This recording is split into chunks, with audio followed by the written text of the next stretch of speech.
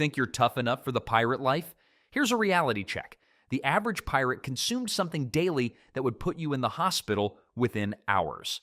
While you're imagining treasure hunts and sword fights, there's one brutal aspect of pirate existence that separates the romanticized fantasy from the horrifying truth of life at sea. You know those Instagram posts about living your best pirate life with crystal blue waters and romantic sunsets? Yeah, well, reality would slap you harder than a rogue wave hitting the deck at 3 in the morning. The ocean isn't your friend. It's more like that cranky neighbor who complains about everything and occasionally tries to kill you. Unpredictable storms could appear faster than your ex showing up at your wedding, turning a calm day into a fight for survival.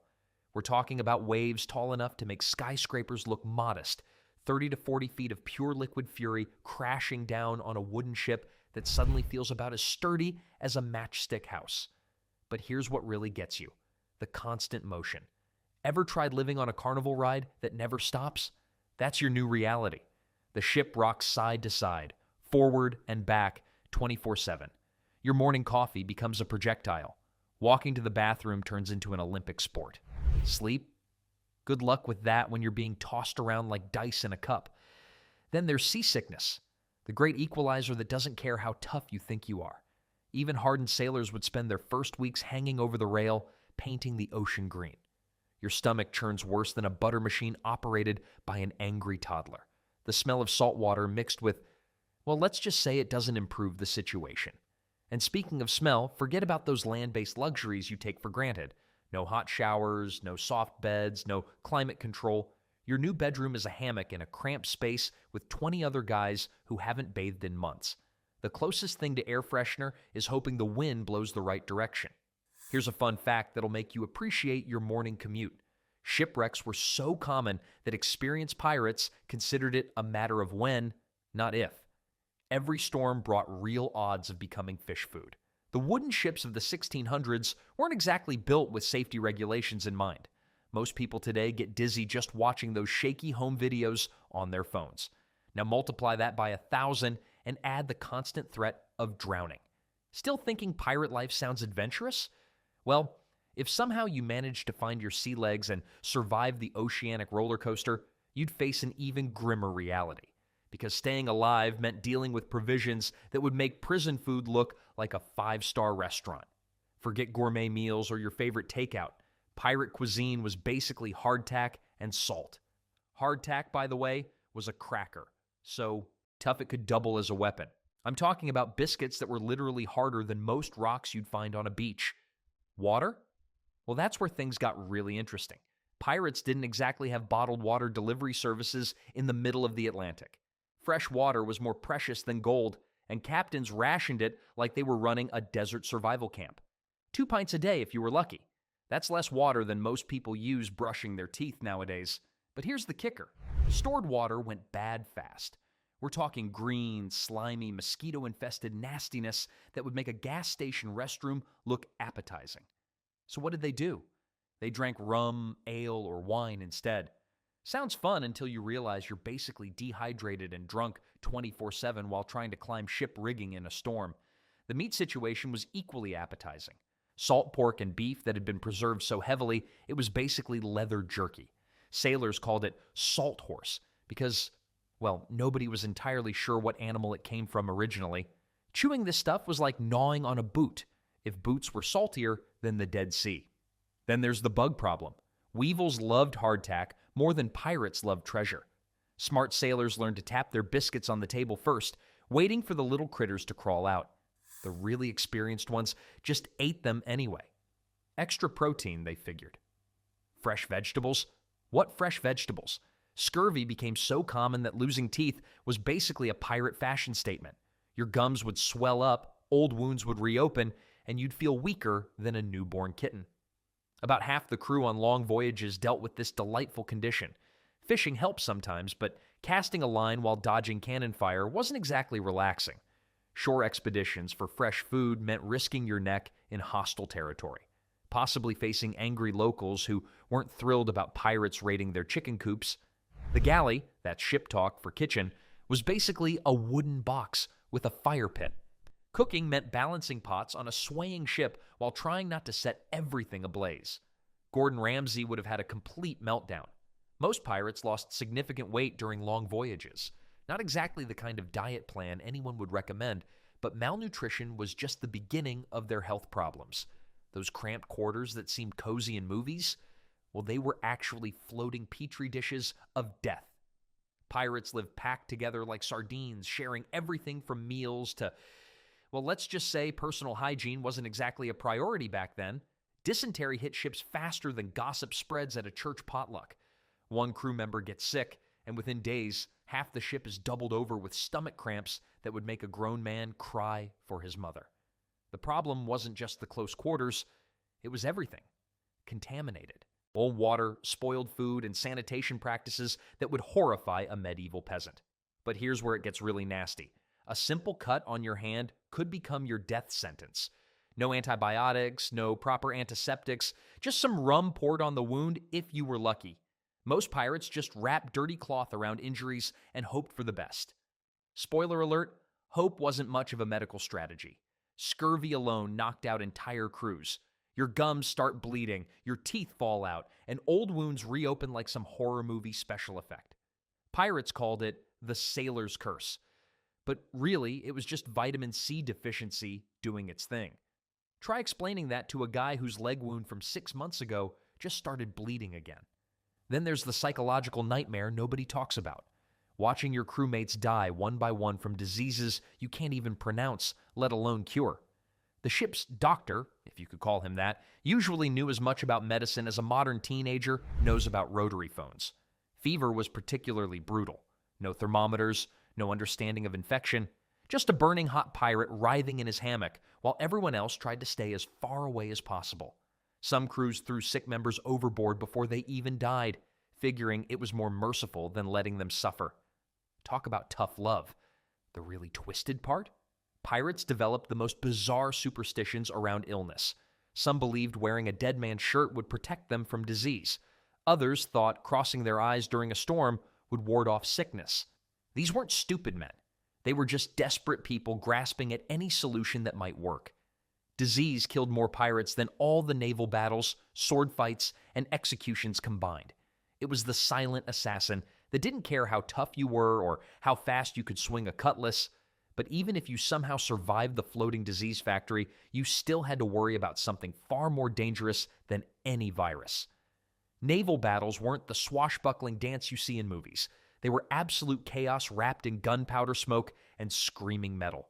When cannons started firing, the sound alone could rupture your eardrums. Imagine standing next to a freight train that's also exploding. Pirates didn't gracefully swing from rope to rope either.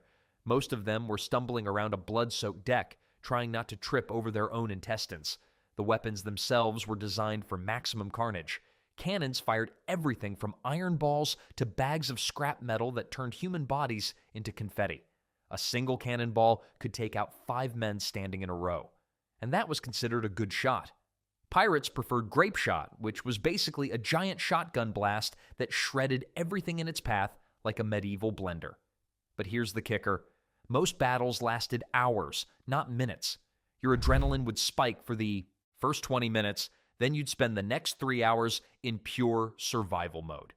Exhaustion set in fast when you're swinging a 5-pound cutlass while dodging musket balls and trying not to slip on blood.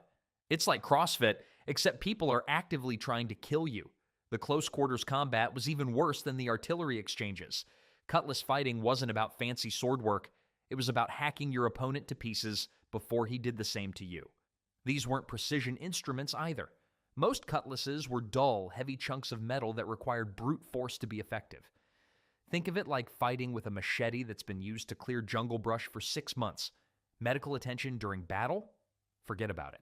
The ship's surgeon was usually drunk, working with tools that hadn't been cleaned since the last battle.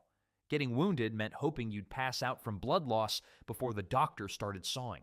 Many pirates preferred to keep fighting with serious injuries rather than submit to medieval medical care. Then there's psychological warfare. Pirates deliberately cultivated terrifying reputations because fear was often more effective than actual fighting. Blackbeard lit hemp ropes in his beard to create a demonic appearance. Smart strategy, but imagine the smell, like a campfire mixed with unwashed sailors. Statistics tell the real story, though. Only 3 out of 10 pirates survived serious battle injuries. The other 7 either died immediately or succumbed to infections within days. Those aren't Vegas odds you'd want to bet your life on. And speaking of survival odds, even if you somehow made it through a battle unscathed, you still had to deal with the biggest threat of all. Trust on a pirate ship was rarer than finding buried treasure on your first dig. You think modern office politics are brutal? Well, pirates literally backstabbed each other. And I mean that in the most literal sense possible. Your crewmates weren't your drinking buddies or sailing companions. They were competitors eyeing the same prize, the same share of loot, and quite possibly your hammock if you happened to disappear overboard one night.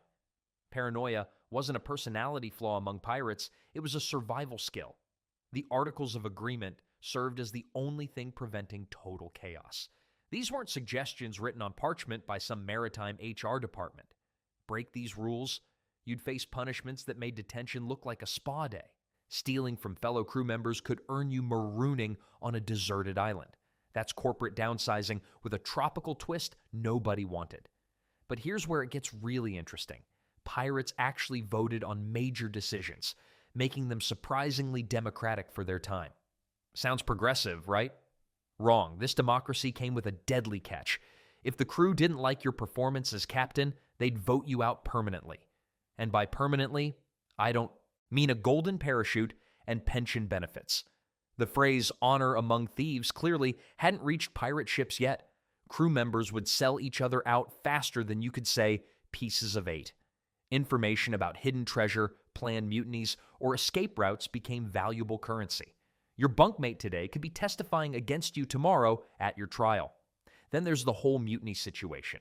Movies make it look like some grand, coordinated rebellion with stirring speeches about freedom. Reality check.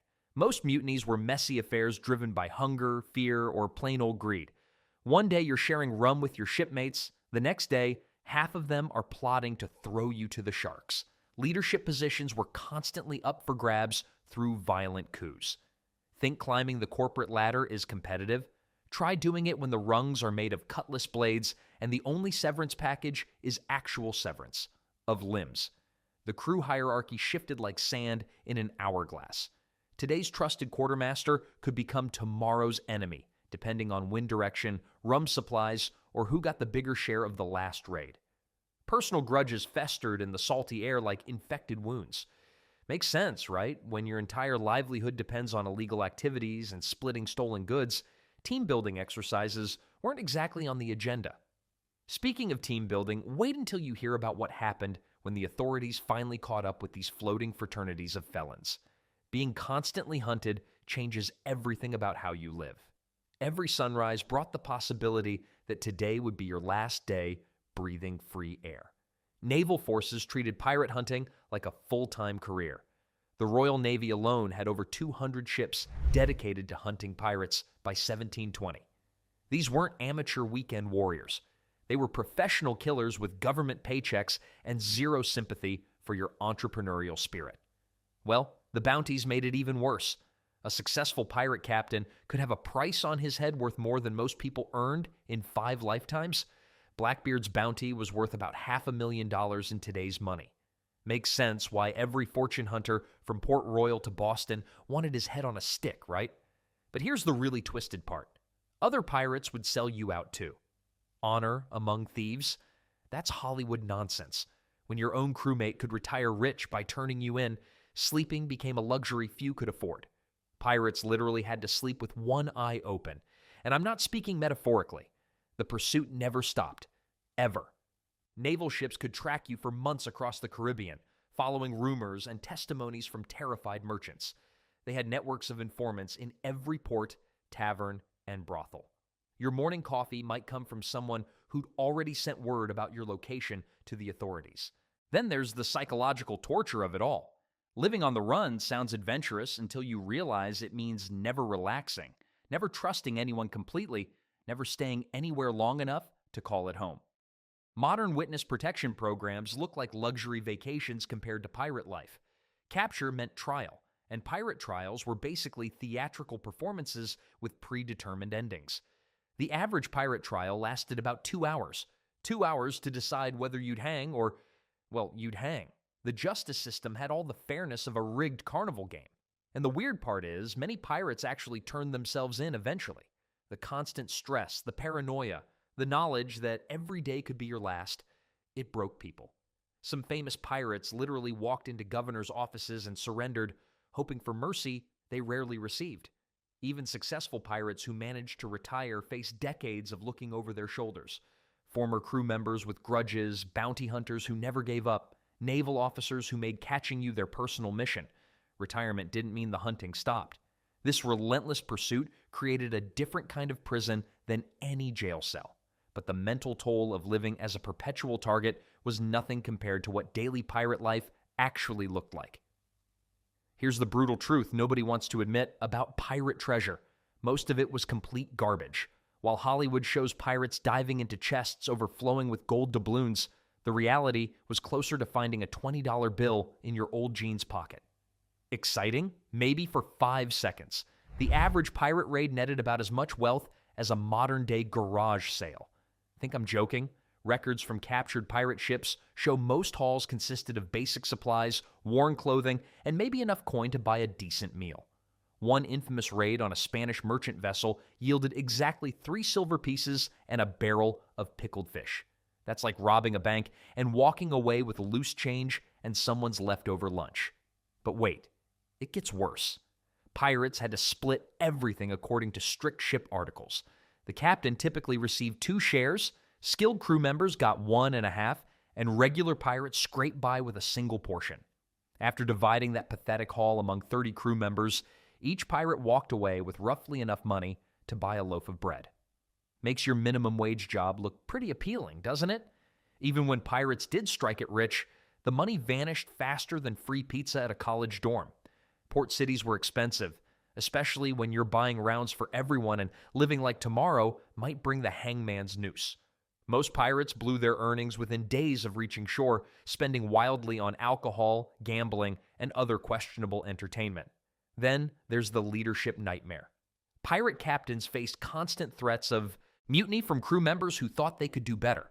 Democracy on a pirate ship meant everyone had opinions about everything, and those opinions usually involved removing the current captain from power, sometimes permanently. One day you're commanding respect, the next you're shark food because someone convinced the crew you were hoarding treasure. The most successful pirates, the ones who actually accumulated wealth, were essentially running floating businesses with all the stress that entailed. They managed payroll, negotiated with suppliers, maintained equipment, and dealt with hostile takeovers on a weekly basis. Blackbeard himself complained about the administrative headaches of pirate leadership, which is like hearing a CEO whine about quarterly reports. Smart pirates who managed to save money faced another problem: where to spend it safely. You couldn't exactly walk into a bank with a bag of Spanish silver and not raise eyebrows. Many buried their wealth, then died before retrieving it, leaving behind the treasure maps that fuel our romantic notions today. The psychological toll of this lifestyle was devastating, but that's just scratching the surface of what drove pirates to madness. Think being surrounded by water meant you'd never be alone? Well, here's the cruel irony. The ocean was basically the world's largest prison cell. Sure, you had dozens of crew members crammed onto the same ship, but that didn't mean you had friends. It meant you had dozens of potential enemies within stabbing distance. The psychological torture started immediately. Weeks would drag by without seeing another soul besides the same unwashed faces you were stuck with. No family visits, no letters from home, no running into your neighbor at the market. Just endless blue water stretching to every horizon, making you feel like the last people on Earth. But here's where it gets really twisted. Shore leave should have been a relief, right? Wrong. After months of isolation, stepping back into normal society felt like landing on an alien planet. Pirates would stumble around port towns like confused tourists struggling with basic social interactions. It's like spending 6 months in a cave and then walking into a wedding reception. Everything feels too loud, too bright, too civilized. The worst part? You couldn't trust anyone aboard your floating prison. Every conversation was calculated. Every shared meal came with wondering if someone was planning to slit your throat for your share of the treasure.